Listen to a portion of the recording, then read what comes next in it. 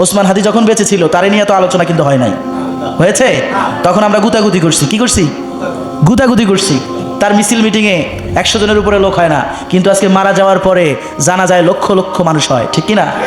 মারা যাওয়ার পরে আফসোস করে লাভ নাই, বেঁচে থাকতেই তার মূল্যায়ন দিতে হবে। বেঁচে থাকতে যারা মূল্যায়ন করে নাই তারা এখন আঙ্গুল কামড়ালো, কলিজা দ্বিখণ্ডিত করলেও আর ওসমান হাদিকে এরা খুঁজে পাবে না।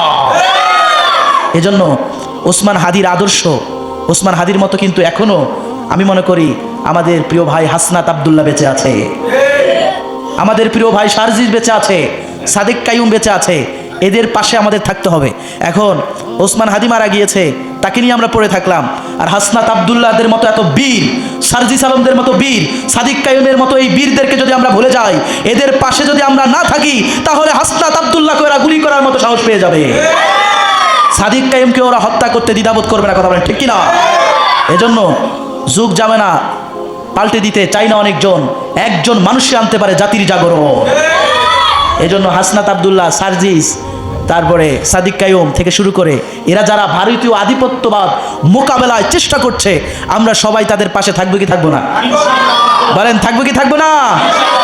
মনে রাখতে হবে আমরা কোনো দল বুঝি না। কি বুঝি না? আমরা দল বুঝি না, আমরা বিএনপি বুঝি না, আমরা জামাতে ইসলাম বুঝি না।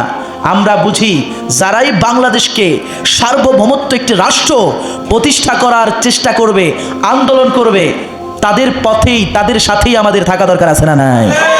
জোরে বলেন আছে না নাই?